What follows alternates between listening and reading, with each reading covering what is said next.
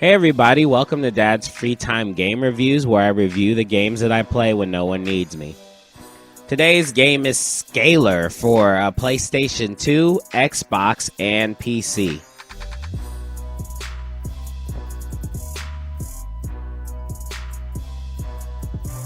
Scalar is pretty much a copycat of all the games during this era that makes this era great.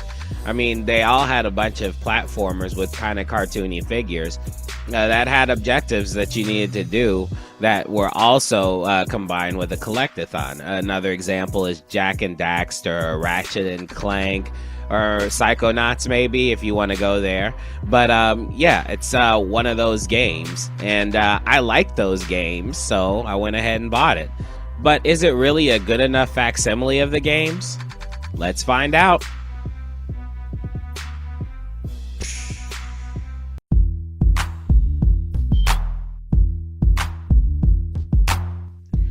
Alright, if you want to watch the ending of Scalar, is on the last episode of the playthrough called The Final Boss Takes a While. I don't think that's up yet, or maybe it is, depending on what time you watch this. But that will detail everything that happens in the story. So Scalar is a story about a dude named Bobby Jenkins who is a lizard activist. And he's 12 years old. He basically does crap like free lizards from cages, and he's generally just annoying to anybody who might be doing something bad to lizards. It's very vague, but apparently Bobby stumbles into this plot in which this super lizard Luger from a different dimension comes to the Earth dimension and with other lizard cohorts in order to collect lizard eggs to bring them back to their dimension, genetically modify them into super lizardy soldiers, and then bring them back to the Earth dimension so they can take over that dimension. Okay, that's the story that Bobby Scalar Jenkins gets hooked up into. While he's doing his lizard philanthropist work, apparently the lizards catch him by way of one lizard named General Bootcamp, and they take him to a basement and they start interrogating him like he's a prisoner of war or something. You know what I'm saying? They get him on some electric chair and then they just start zapping him, you know? But this isn't just any electric chair. It just happens to be some weird lizardy electric chair. Like, they can't do anything without the whole lizard idea. So every time they zap Bobby Jenkins, he somehow gets turned more into a lizard. All right? And then when he gets zapped one final time, he really does turn into a lizard. And somehow him getting zapped also opens a dimensional portal, and then he goes into the dimensional portal, and now he's in the lizardy land, ready to stop Luger and all of Luger's cohorts. That's the story. Okay? Yeah. Now, the story was straight up bad. I mean, not like the worst story I've ever seen ever, but it drags on. It's like a silly putty or a piece of bubble gum, right? It seems like it has some substance, but then the more you stretch it out, the thinner it gets in the middle. You know what I mean? I like that analogy. But anyway, they had no place to go with the story, and it seemed like they had put a lot of their resources into trying to make the game, as good as possible. So, what you get is a very bare bones story that I just completely explain all the way. The story doesn't really continue until you get to the end, otherwise they just kind of throw people in your way and stuff like that. But the worst problem with this story is that they added this dude named Leon, right? And Scalar runs into Leon fairly early in the game, like in the middle of the very first level, and finds out that Leon has goals that align with Scalar. So Leon tells Scalar exactly what Scalar needs to do to stop Luger, okay? The big cheese, the big lizard. But the problem is that they go through the whole game together, and they have several scenes in which they talk with each other. And number one, Leon's character design is horrible. It's Hesslick, you know, it's bad, okay? He just looks like a piece of crap with a big old chin. It doesn't make any sense. And number two, the camaraderie between Scalar and Leon was it was cringeworthy at best. I mean, they had these conversations and they moved the story along, whatever story there was, but to try and give them a lighthearted feel, Scalar basically had an issue with Leon, and he would take these jabs at Leon that were worthy of a 4th grade level, not even a clever 4th grader, you know what I'm saying? And they were just horrible. Like, dude, no, stop running your mouth. You have a plan to get it? I'll think of something. Oh. What? You're thinking, right? Yeah? I'm just waiting to see the steam start coming out of your ears. Oh, very funny. Very funny. Their camaraderie is kind of lame.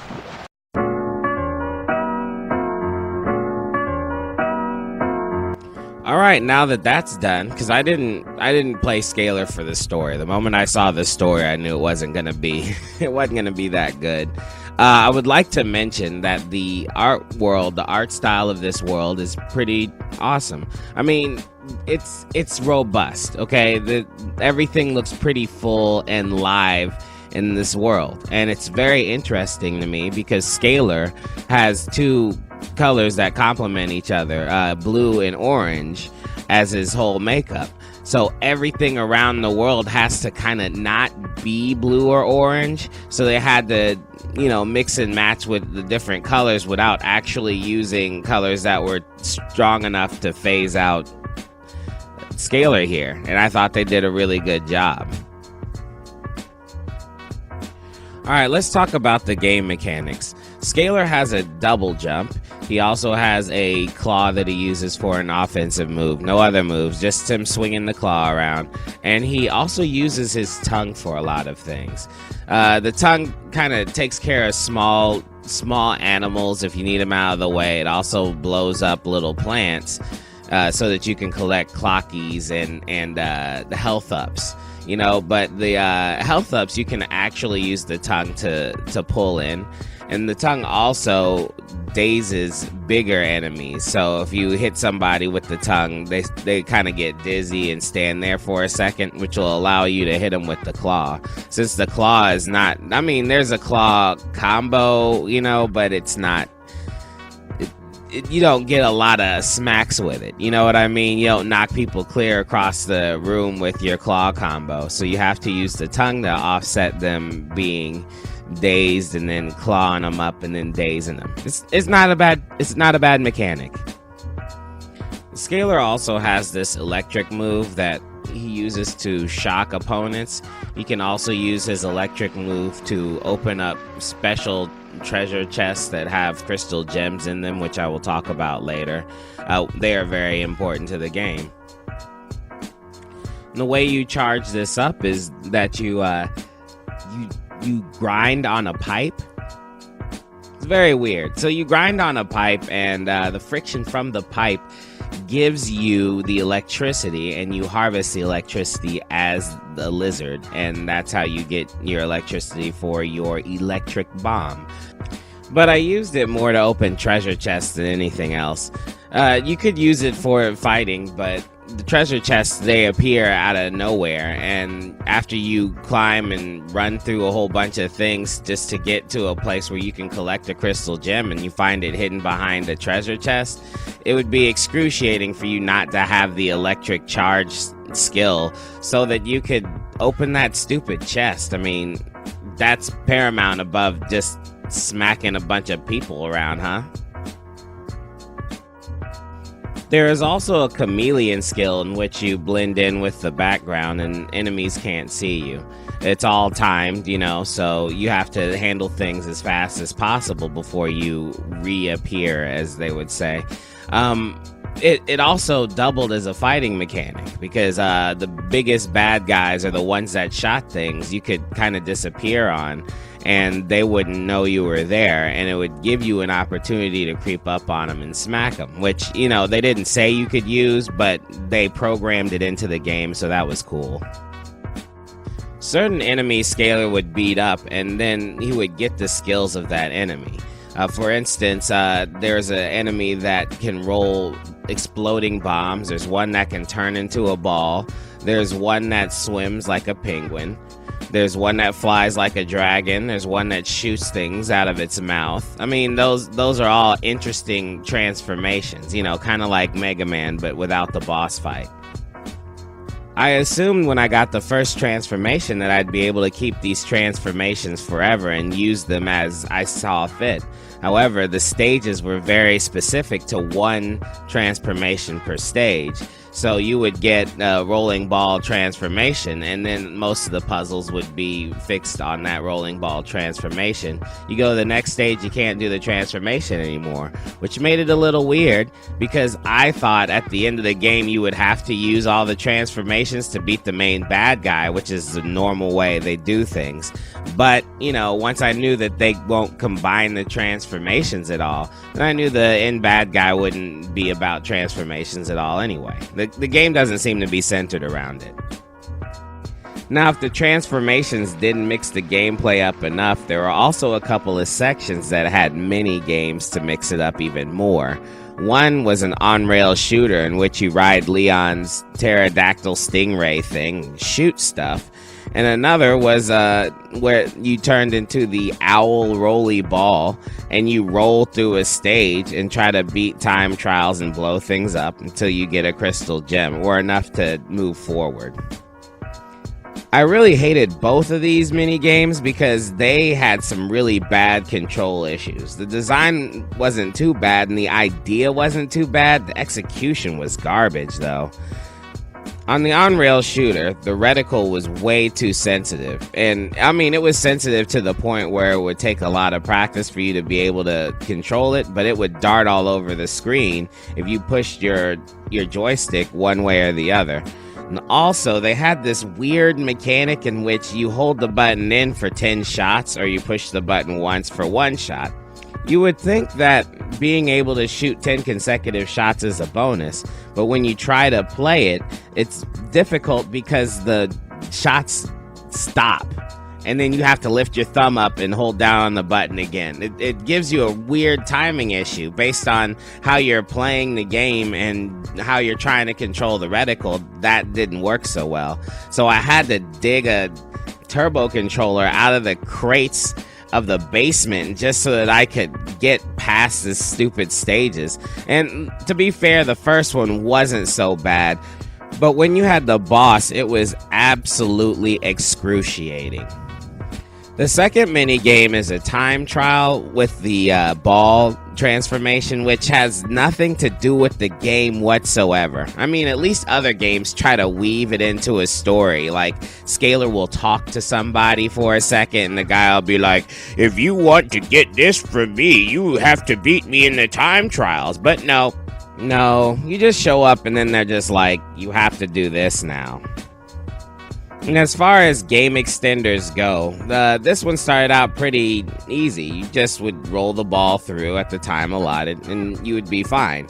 There were 10 crystal gems to pick up, like there are 10 crystal gems to pick up in every stage. So, getting 5 of them would give you a pass, and you'd move along. The only problem was I found out that you need all the crystal gems in all of the stages in order to get the good ending. And I wanted to get the good ending for you guys in my Let's Play, so I had to go back and finish what I started. Which is fine, but then all of a sudden, those time trials turned into hell on earth. I mean, there's one time trial that I barely made it, like under a second, and I had to keep going to the internet to see what other people did because my way wasn't fast enough. You know, there were so many different things that could mess with the rolling ball that you would just get all screwed up. And on top of that, the control on the ball was so horrendous that it just became like this big cluster screw of things. Now, my big complaint is that there are games that are difficult and there are games that you can play leisurely, but the two shouldn't mix up, okay? Unless you choose to make things harder.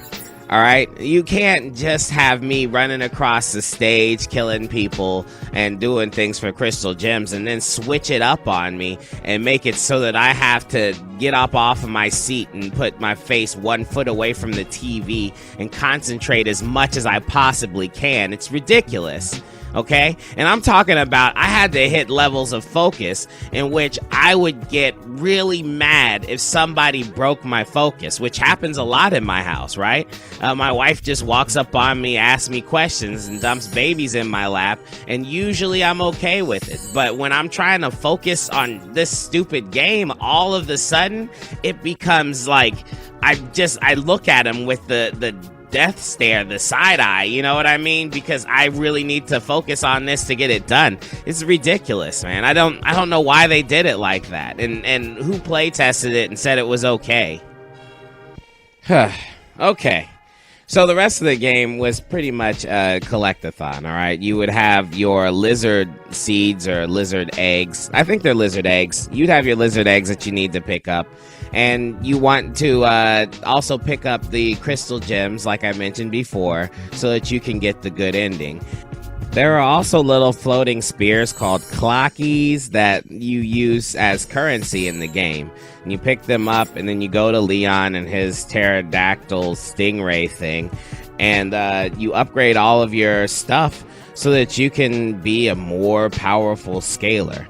The only problem I had was that come on, Leon would hold back his upgrades until you get to a certain part in the stage, all right? There wasn't that much of an explanation for all of these things, but they were all kind of procedural to the stage that you were in, even though, unlike the transformation, you'd get to keep these upgrades the whole time. I feel like if you're going to hold back the upgrades, then just do that. Don't make me collect all the clockies and then buy the upgrades, because the clockies were all over the place. I never had a problem buying all the upgrades that were available. So then don't have the clockies then. Don't make me collect everything. Just either have clockies and have me purchase everything as I see fit, or not have the clockies and just give me this stuff as it's going along. Does that make sense? Last but not least is the fighting. I mean, it isn't the most in-depth fighting engine like God of War or something like that, but it did its job. It was pretty competent. I mean, you'd have the claw to hit people for real, and you'd have to utilize your tongue and other things like turning invisible with the chameleon to try and deal with the stronger enemies, and all of them had a trick to them as well. The enemies would either come as you were running through the stage, or they would wall off an area for you, and then you would have to fight them in an arena-style fighting situation.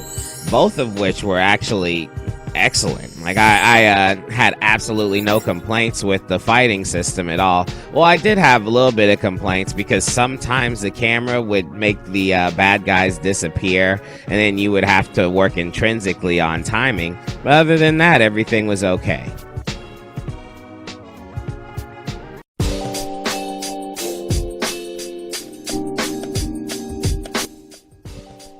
So the bosses were okay, but they kind of followed one formula. If the boss was flying, it sucked. If the boss was on the ground, it was fun, okay? Most of the bosses that I had on the ground were way easier than I thought. And I must be getting better at this because I see the weaknesses in these bosses a little too fast. And I beat them. You know, I'm not getting harmed with these types of bosses, and that's fine. You know, I don't like boss fights anyway. I really don't like it when they take too long. The end boss was, you know, Luger was your end boss, and that was actually a pretty decent challenge for the amount of game that I had to play, and I was pleasantly surprised. But back to these flying bosses. The second flying boss was the dragon boss, and that one I had a problem with because the camera gave me like a depth perception issue. Like I couldn't figure out where I was standing for the pattern, because he like shoots out rocks or whatever, and I'm supposed to hit it back to him, but I was having a really hard time understanding where I was in three-dimensional space, and because the bird kept flying around, it would move the camera constantly, so that wasn't fun. Everything else was good. So there you have it, Scaler for the PlayStation 2, Xbox, and PC. Now, did this game ever get past mediocre? Not really. However, that's good enough for me. I like these games, so it's not really gonna bother me. The more of these, the better. It's kind of like when there's a rapper you really like only comes out with an album once every 3 years. You know, you wonder when the copycats are gonna come out so that you can see more or listen to more of these rap lyrics. You know, even though it's not the original, it's still fun, still interesting, still something that you can latch on to. What I didn't appreciate is how they treated you whenever they tried to change the game up from a regular third-person running around thing to ball rolling mode, or shooting from a pterodactyl thingy or whatever. You know, they didn't make a lot of changes too well, and you know, I don't appreciate games that at some point in them I lose my mind and I scream at somebody. Okay, that's not the type of relaxation I'm looking for when I play these games. You know, so you know, this game is cool, but yeah, don't complete it all the way and torture yourself. Just do what you're supposed to do, and you know, check out my playthrough to see the end of the game, and don't torture yourself. Just don't do it. All right, I'm ordering you, don't do it. Sorry, don't do it. We'll do the non-aggressive thumb point thing, you know. Anyway, that's all I got. So if you like the if you like the artwork I did for this game, CraftyAcuity.org. If you like the video, hit that like button. If you want to see more videos, subscribe. If I do have a Patreon, and that would be cool if you went there. And also this whole game is being played on this channel, you know, with my commentary, whether or not I'm irritated or whatever. Yeah, so you guys have fun. There's not much more to say than that. You know, please have a nice day, and I'll talk to you guys later. Peace.